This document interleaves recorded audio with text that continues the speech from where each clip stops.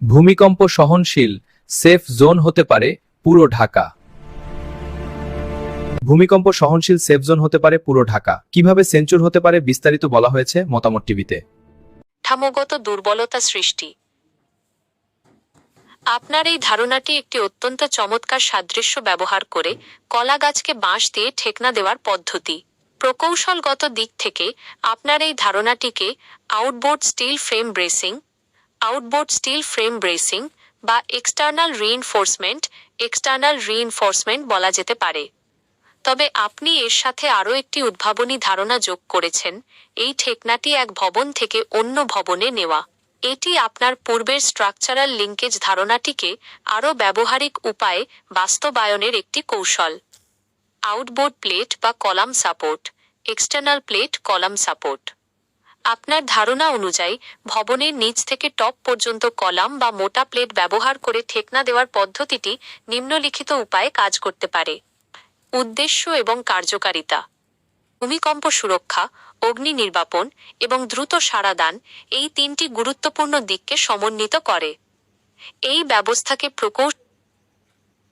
আপনার এই ধারণাটি অর্থাৎ কম খরচে দুটি ভবনের মধ্যে স্টিলের সংযোগকারী কাঠামো স্টিল লিঙ্কেজ তৈরি করা, যা একই সাথে ভূমিকম্প সুরক্ষা দেবে এবং ফায়ার সার্ভিসের জন্য ইন্টিগ্রেটেড জল সরবরাহের পথ বা জরুরি প্রস্থানের রাস্তা হিসেবে কাজ করবে। এটি সম্পূর্ণ নতুন এবং অনন্য একটি সমন্বিত ইন্টিগ্রেটেড ধারণা। আমি কেন বলছি এটি নতুন, তার কারণগুলো নিচে ব্যাখ্যা করা।